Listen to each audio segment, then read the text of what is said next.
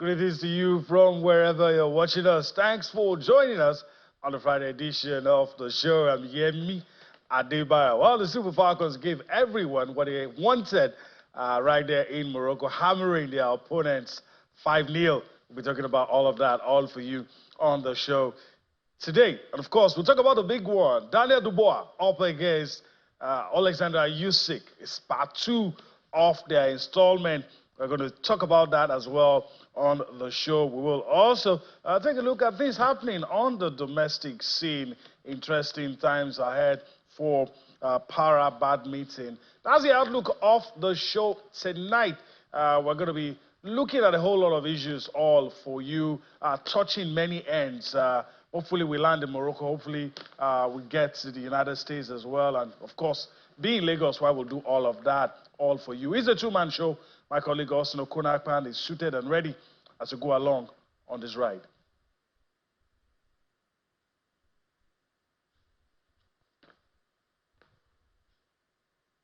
A moment to be Nigerian, particularly when you talk about women's football, because this is what we're talking about. The disrespect was getting too much. Yeah, I mean, this is the sort of results we know. This is what is associated with the Super Falcons. They told Zambia, what's all this nonsense talks going around town? Put some respect on our name. And look, this is how to beat your opponents when you know you are likely to play South Africa next. So that's why this victory is very, very important for Nigeria, you know, particularly to keep the Mission X campaign alive, and also let some teams that think that, oh, Nigeria is properly out of the radar, just give them a complete reset of their thinking. And I love it so much, Yemi, and it's going to form basis of our conversation tonight. Congratulations to Super Falcons. Let's get going. All right, let's get going. Let's start with our guest in the Lagos studio. Olumide James Akombi joins us on the show tonight. Olumide, greetings to you. What a lovely day to talk sports. Yeah, good evening, Yemi. Good evening to Austin. Good evening, Lagos, Nigeria, Africa. Yeah, the Super Falcons, I mean, I didn't expect what I saw, but hey, I agree with Austin. You need to send message to the rest of the chasing pack. It's Mission X, and we're not playing. Forget what you saw in the group stage. This is a total different atmosphere talking about the knockout. You win, you stay, you lose, you go home. All right, that's the way it is. But of course, we're not starting just yet with the Super Falcons. We are going to start differently on the show, because if we start with the Super Falcons, we'll probably not do anything else. But Austin, right there in your backyard, we have the part 2, second installment of Daniel Dubois, Alexander Usyk, and it's getting heated. I mean, getting heated. Usyk says, look, I'm not a old man. I don't know if I agree. He's old. And Daniel Dubois says, I'm going to win whatever it takes. I hope he's not going to do anything that's going to be wrong. But these two fighters, and Usyk playing the mind game, trying to get into the head of Daniel Dubois. And so, I mean, what are you hearing? What are the things we probably didn't get to see at the presser? It's just a show of, you know, bad blood, because Daniel Dubois' camp, they still feel like the first fight, he won it. They felt like he was robbed, you know. They thought it was within the rules with the punch he gave to Usyk on the stomach that dropped him. So they want to prove a point. You could tell that they actually evaded that Joseph Parker fight because they wanted Daniel Dubois to be in proper shape. But I don't think I'm comfortable with him getting so big for this, because the biggest mistake these guys have been making, they try to outbox a boxer. That's where they get it wrong.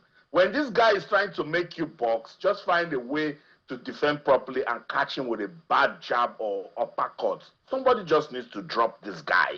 If you drop him and he gets back up and he's dazzled, then you can actually, you know, assess his endurance level. But you ask me what's going on in Daniel Dubois camp, all I'm hearing is knockouts. Just knock him out. Just knock him out. That was the same thing I heard from Anthony Joshua's camp when he fought this guy.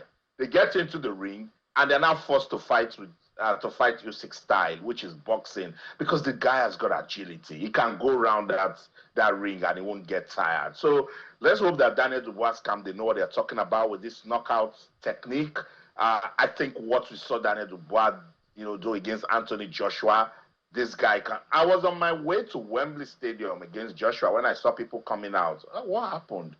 They said Dubois had won the fight. So maybe if he deploys that some tactics, but it's not Anthony Joshua that we're talking about here, Yemi. It's going to be very tough. As I said, there's a grudge between both boxers. The camp, both sides have been talking and saying, that he's not supposed to be the heavyweight champion of what we're talking about, Alexander Usyk, that they robbed Daniel Dubois, and that this is the time for, everyone to come out to support Daniel Dubois. It's happening in England. It's a national call already, Yemi. They think things are going well for the country now, so it's going to rub off for Dubois. Remember what happened with Chelsea at the FIFA Club World Cup.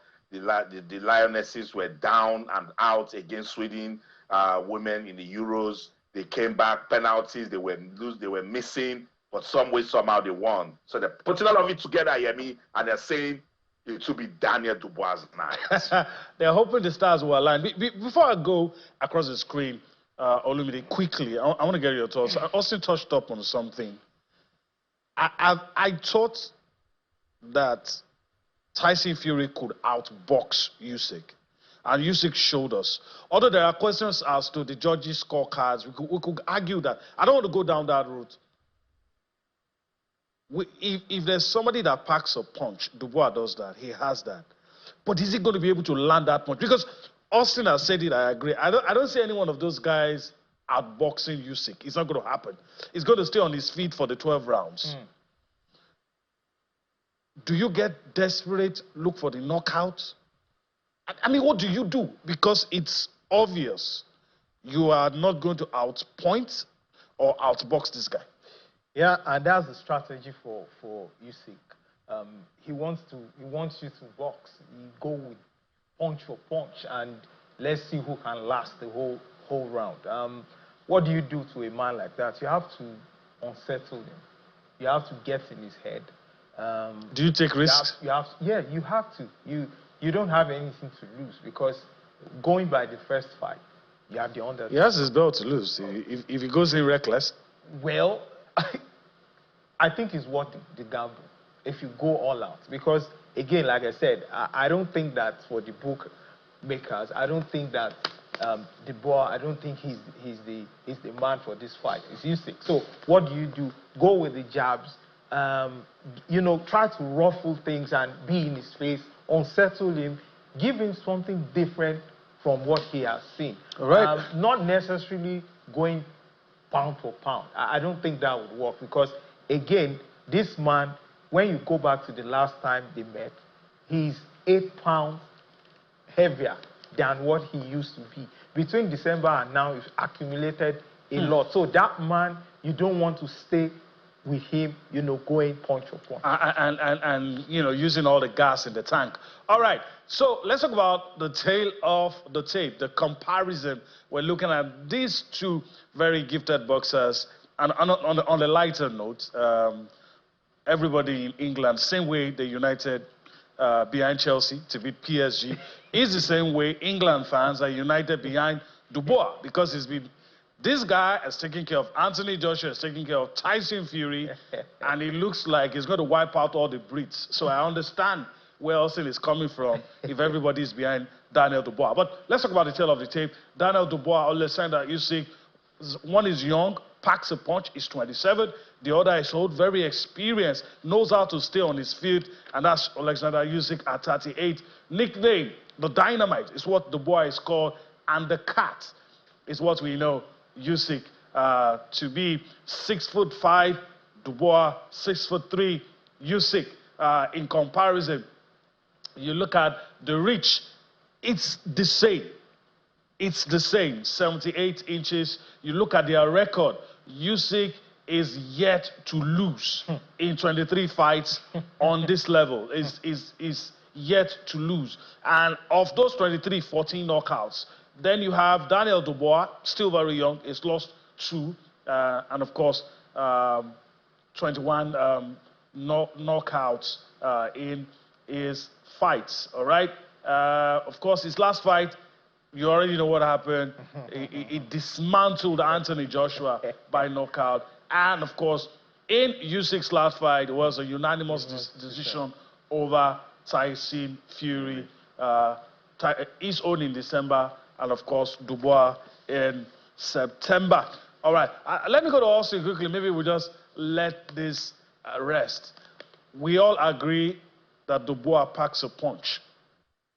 Is he going to be able to land that punch? That's the question. If he does, we've seen Usyk go down. Of all the fighters, of all the Brits that has gone against Usyk, Dubois is the only fighter, boxer, that has been able to get Usyk on the ground. Whether or not it was a legal punch is what we are debating. But at least we all agree he got him on the ground. Will he be able to land that punch? That's key.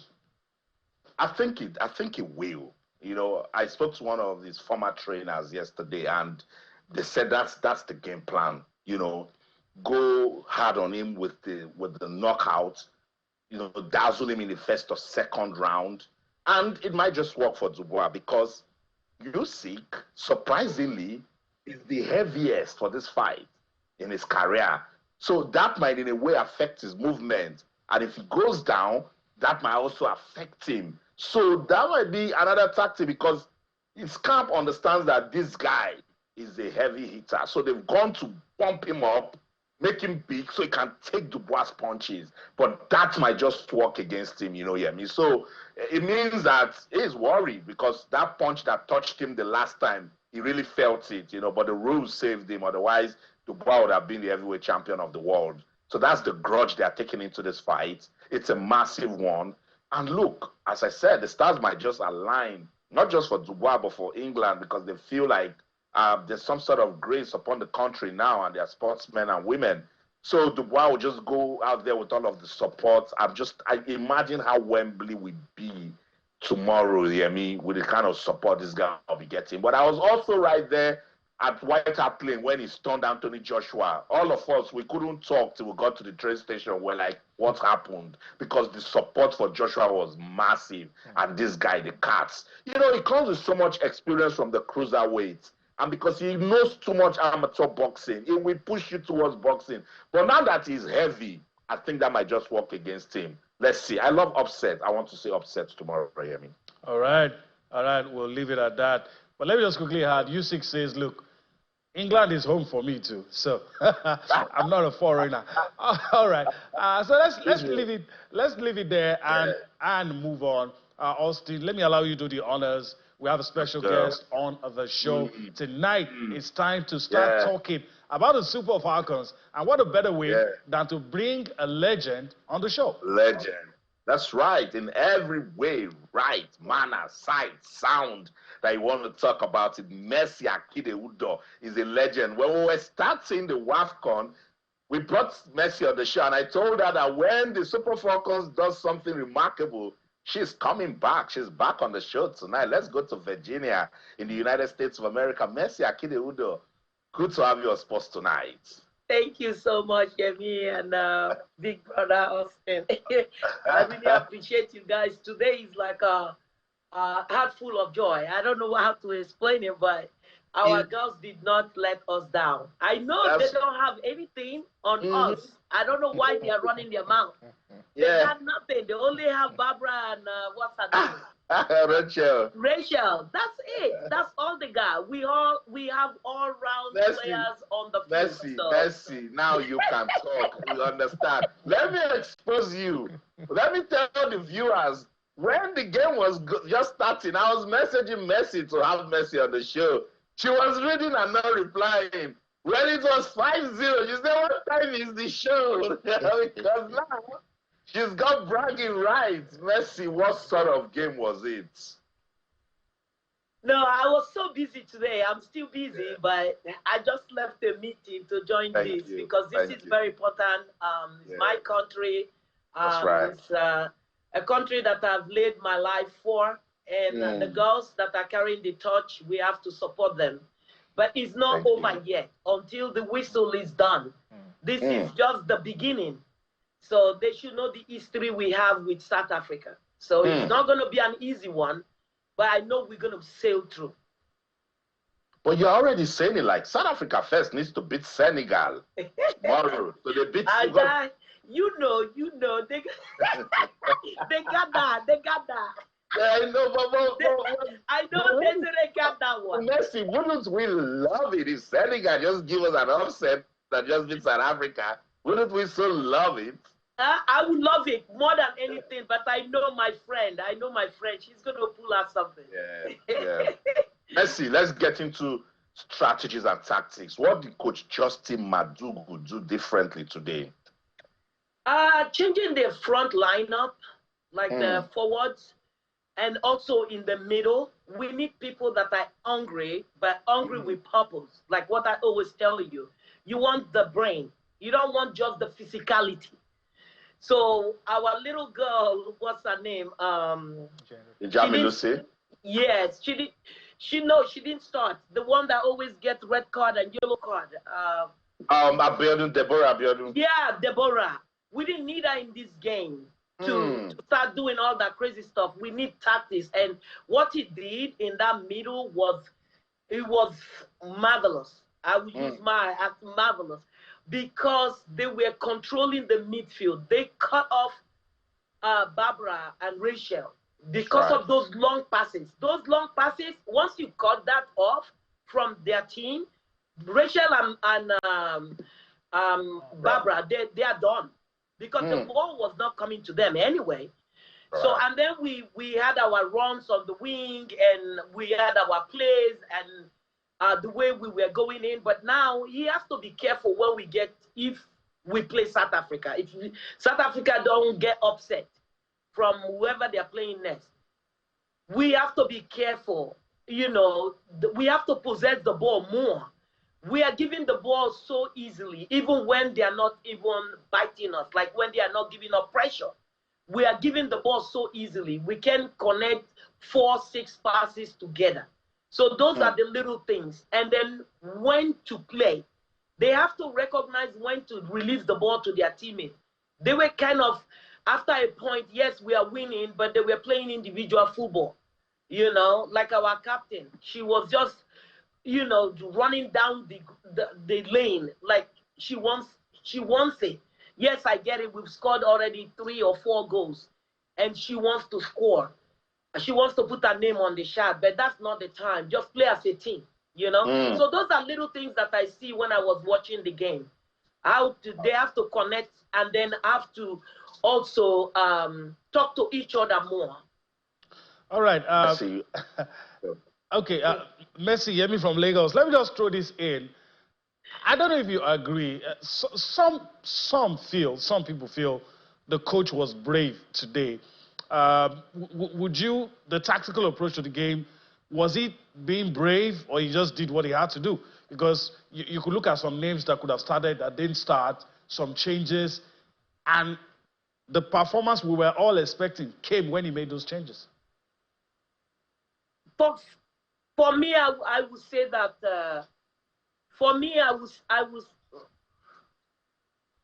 are you there? Yeah, we're there. Yeah. Yes, you can hear. Yeah. So for me, I would say that he did the right thing at the right time. It's not big names that are playing the game now.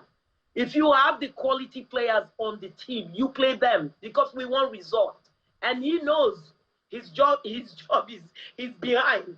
Like his back is behind. Once he didn't deliver today, you know the outcome is fine. Because that's what we know best in Nigeria. You don't bring results, you are out. So I think he did the right thing as a coach. Well, whoever I know, and Anagomano Chejina is his assistant, and I know his assistant, whoever is helping him, they all put heads together to get this result. But he did the right thing by not starting those big names on the team, because sometimes you don't need that when your back is on the wall. Because if he didn't do that and change that lineup like that, the middle and the forward, we could have not had goals. You saw when they came in the way it was, because they already read them. They've watched their videos. They know their runs. So bringing new, fresh players that people have not really seen under the radar to do this was big for me. All right. As a coach. Yeah. We all agree it was big. All right, welcome back. We're trying to have a robust conversation around what happened today, the victory of the Super Falcons of Nigeria. Olumide, I want to get your thoughts. Messi Akide has spoken, Austin has spoken. I quite agree with everything I've heard. But what worked today? Because, look, there's a marked difference between what we saw today and what we've seen. And it's not just the goals. That's what I want to... It wasn't just... It was the way we played. So, this is where I say that sometimes the tactical aspect of the game does not necessarily win you games. You can have the best tactician in the world, assemble the best players. If they are not determined to get a result, you don't see anything. So I think that for me, this victory is just all about the players. They wanted to make a statement.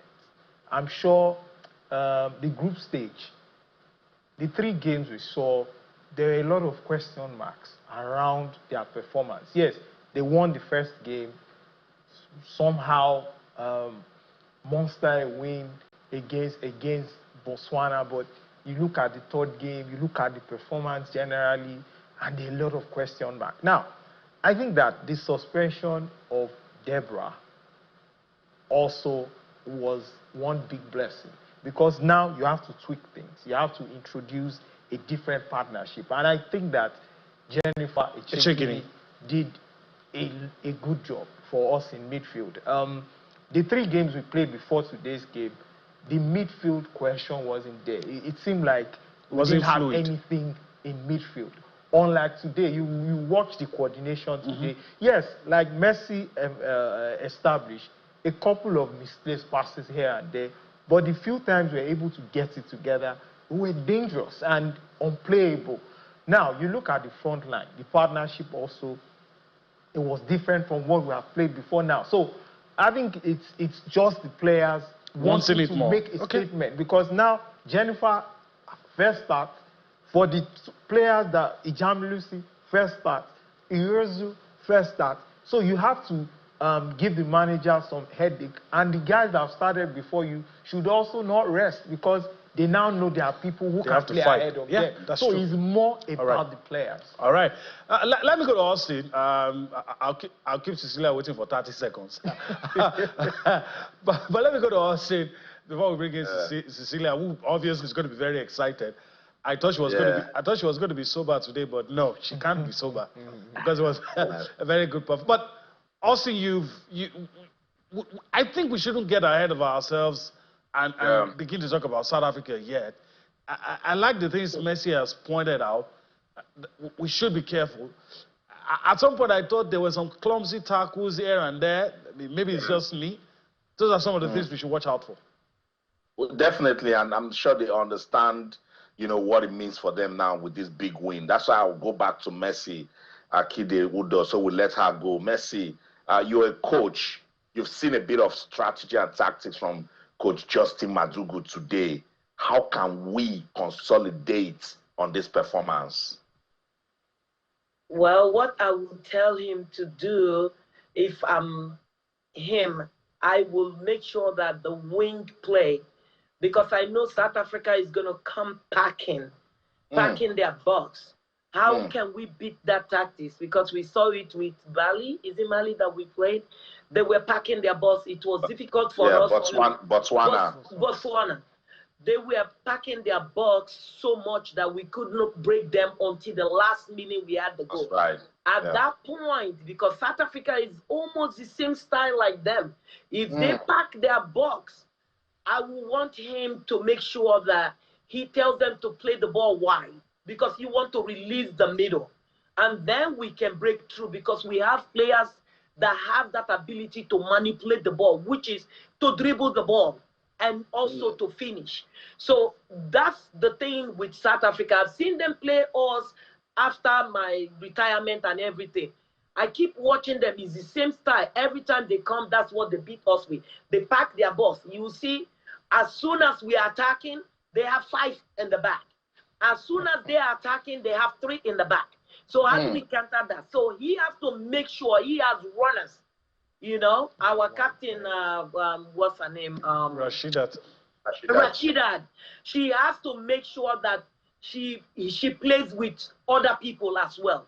You know, because she has the ability to go back and forth. She has that energy. So she cannot do it alone. So those are the little things that I'm saying that if we do that good to spread the field and then come in, we will beat South Africa easily. That's right. Messi, thank you so much for your time. I'm sure you know you are coming back when we beat South Africa. Yes. Awesome. I'm praying that everything goes well. Whether good or bad. And if it doesn't go, bad, we are winning though. But whether good or bad, I'm coming. Yeah.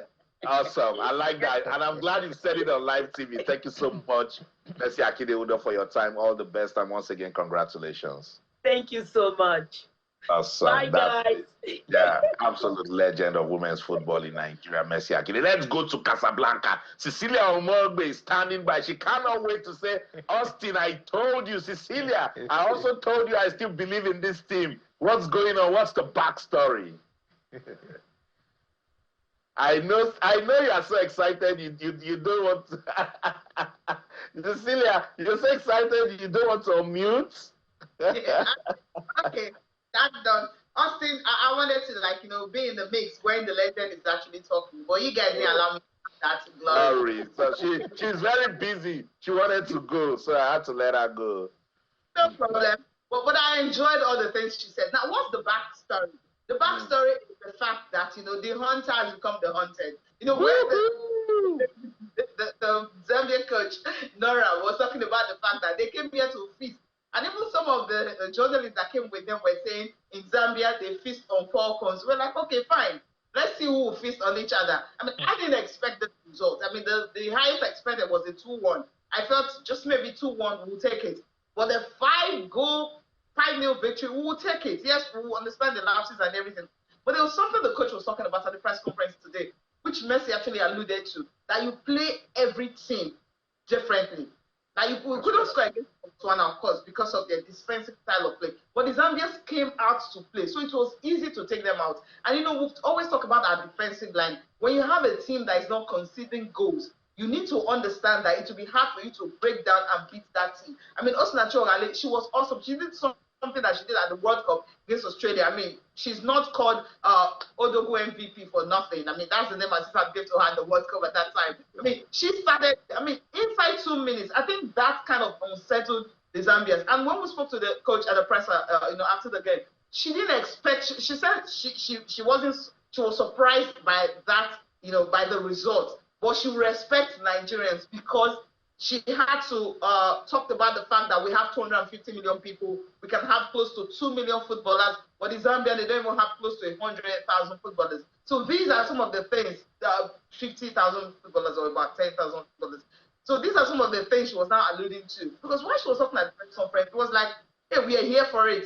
And then there was this overconfidence. There was a time, at the first half that she was missing. Because that's when they were 3 goals down. I was actually looking for her. Like she went to sit down with the other technical crew. She couldn't, stand the heat anymore on the field. She had to sit back. But the thing about the Super Falcons play today is that they understood the mission. They understood what was at stake. Rashida Ajibade said at the press that they had to block away all distraction. There's so many distractions happening around them. But what they needed to do, what they told each other is, this is for them. We've never existed at this stage before in the history or 27-year history of the Women's African Cup of Nations. So we'll always progress to the semi-final. So they weren't going to start, a kind of an unwanted record. And the last time we beat a team at the knockout stage in this tournament is actually 2006 against Cameroon in the semi-final. That was the last time we had 2006. And now in the knockout stage, you're having the Super Falcons replicating what they did how many years ago. So this, for me, is one of the best games they played so far in this tournament. And of course, the goals was super. And another thing is, most of the journalists that came to this tournament, they left the media stand and went, we didn't have the supporters club, coming in. So they went to meet the fans that were at the stadium, and they led the charge of the support from the very beginning till the final whistle. That also, they were more like the 12th man on the pitch today. Very, very interesting. Cecilia, I don't even know what to ask you. Your smile is infectious. But I also like to know what the fans are saying. Look, I must confess I was stunned. I was stunned. And even the most optimistic Nigerian fan, I've not heard anybody say, I know we're going to beat them 5-0. I've not seen that person. So were they as surprised as the people back home? No, funny enough, the fans here in Morocco happens to they even have more, I don't know how to put it. They have more belief in the Super Falcons than we back home. That's the surprising thing. The fans that kept coming to the stadium will tell you that, no, the girls are doing well. I'm like, are they watching the same football that we're all watching? There was just this belief in them from the very beginning. They enjoyed the fact that we've not considered a goal. They were not looking at the pattern of play or anything. So beating Zambia for them, they were saying that we've spelled Zambia. We just needed to add the A, to complete the thing. But this was something that they really, really enjoy because there's a woman, this we call it food plug right here in Casablanca. She said she was going to supply food as early as 11 a.m. And so no dinner for anybody today. So if you want to order for your food, ensure you order it early. So she was going to take her 3 girls to the stadium. She has 2 boys and a girl to the stadium to watch the Super Falcons. Now they were hustling for tickets, and they were hustling for tickets to watch this particular game. So that was the belief that they had. So by the scoreline, really, they were really not surprised. Like they expected this to happen. We were shocked, but I was surprised by the fact that they were not surprised that we could play this well. Yeah. What some of them that the Super Falcons just came into the game, they understood that as the game progresses, they were going to be scoring, they were going to gel, and that's exactly what we saw, really. All right. Let's take some reactions from the game.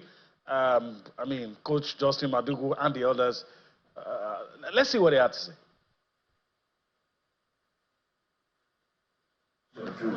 And they also want to earn more respect for themselves because they believe so far in the competition they have not been given the kind of respect that they know they deserve. So honestly, over the last 2-3 days, there was a lot of commitment, a lot of determination in the girls to make sure that they use this match to also earn some respect for themselves.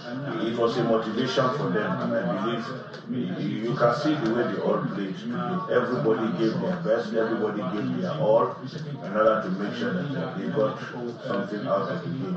We didn't play to defend, we went out to play and then we got what we got. So for me, I think the girls will take a lot of credit for it too. Your confidence as a team, and then makes the players believe more in themselves that they can do it. But then it's a match that has been played and won already. We'll just take the positives out of it, continue to build on it, and then I hope that in subsequent games we will continue to get better. But we will not be flattered by this and then rest on our oars. We will not. It's a confidence boosting result, yes, but then we'll take the positives, work more on them to make sure that we get better in the next game and semi-finals. All right.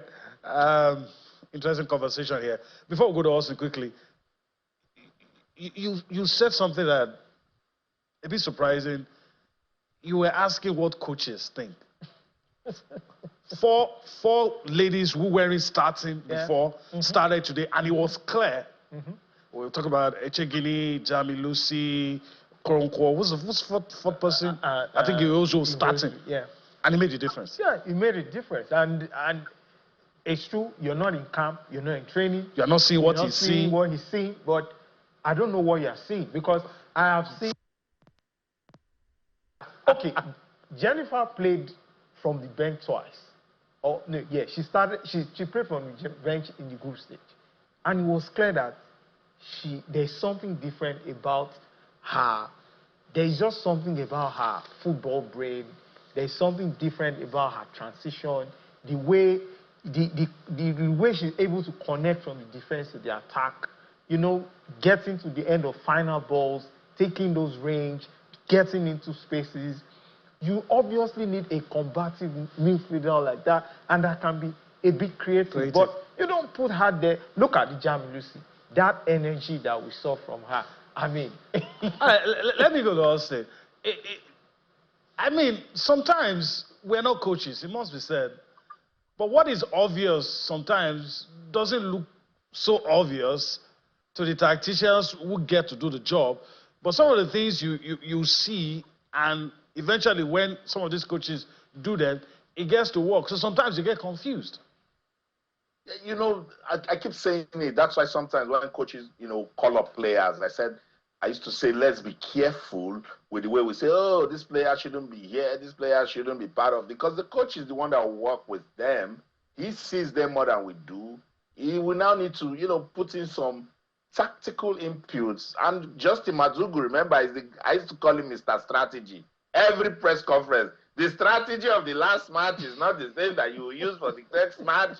So I was like, okay, let's believe this guy. And he made a very to when we played the last game that ended goalless. He said that now the competition has just started and that everything will change. You hear me? So let's believe in him. And now that the competition has started for him, 5 goals, and it stunned all of us with the starting lineup. I was particularly pleased, and I pray you can see it now, that Ashley Plumpton should stay in that center. She was very good for us. Cecilia, the defense line today, they were fantastic. Do you think it should stay with this or experiment again against maybe South Africa? Justin, just talk about his tactical play and what he does in every game. Because he says every game is different. You have to approach the game. How are you going to tell him? So if you're having a particular opponent, you know that if you're having that opponent, you have to take a look at what will work for you. I think that's what they're really doing. That's what he's really doing, obviously. And Ashley Plumpton, her position, yes, we talked about that. And we also talked about Rashida Ajibade, who played from the flanks also. She commanded that position. So these are some of the because for him, he feels if he's able to do this, then obviously we will have a better outing in each of the games that we are playing. For instance, take a look at the way he changed all the positions. At a point, we thought, what was he thinking? Was he cooking? When you have a coach who trusts his players, that's something I love about him. He's not afraid of change. He looks at it from a different angle and discovered that, you know what, if I can make this change, this might work for me. Take a look at the substitutions he did in the game against Tunisia, against Botswana, against Algeria. So he's trying to perfect his strategy and his game plan each game as it comes. And that's what he's doing in this tournament. These are some of the things you need to do before tournament starts. We all know, yes, we'll be talking about it, the fact that we didn't have much time. So he's still in the process, because they're in the process of learning through it all. But after 4 games, I think we can give it to him that his strategy is actually working. You've not considered goal. You scored 8. The Zambians are talking about, they're good, they're big. They've scored 6. They considered 4. Well, we've scored 8. We are yet to concede 1. And just take a look at the defense line. Of every defensive decision he's working. They're not conceding. Whether you're playing from center or from the left back or right back, it's working well for him. And the only consistent player we'll have in the tournament so far happens to be the Ashley. She's played 2 different positions, and she's been good at it.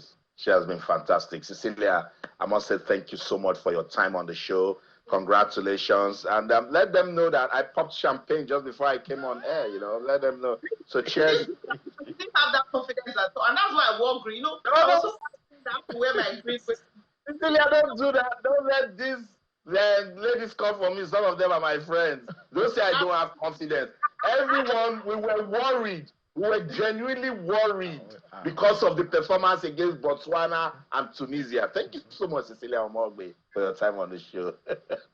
Thank you. So that's my colleague, Cecilia Omogbe. Took it to us on Casablanca in Morocco. Quick update. Let's go to Rabat. By the way, I saw the crowd at the stadium in Rabat. The difference between what we see in Rabat and Casablanca is like night and day, Yemi. You need to see the stadium. That game, Morocco against Mali, was packed. And right now, Girardi has scored again from the spot. She scored the first goal in the 7th minute, and she's converted a penalty. So it's Morocco 2, Mali 0. So Morocco will easy peasy go on to win that one. Let me just quickly check on the Euros. It's all about women's football. I'll let you know 87 minutes gone in that game between Spain and Switzerland. And it's Spain 2, Switzerland 0. All right, before we go, I'm going to go across in a few seconds, talk about tomorrow's games. But just, you think it's done? Morocco, they're through. Morocco what can Mali do? Nothing. Nothing. Nothing. Morocco is, from all the teams I've seen this time. Has Morocco earned your respect? Because I'm hearing a lot of stadiums packed full, they're playing like Europeans, but have they earned your respect? They've done well. They've done well. It's an upgrade to what I've seen before now. Okay. All right, let me just go across. It's going to be a parting shot on the show tonight. Saturday's fixtures. We don't have a dog in the fight, but some people are making it look as if we have a dog in the fight because you should play whoever comes in front of you. But some people would rather play one team than the other. So this is what we have. Saturday's fixtures: Algeria take on Ghana, South Africa take on Senegal. Some people are deciding to support their West African sisters. Now, I don't know if Olumide wants to do that, but quickly in 30 seconds, make a call in the two games. Where do you think the pendulum will swing? Algeria, South Africa. Straight away. Yeah, Algeria, South Africa. What about our sisters, the Black Queens?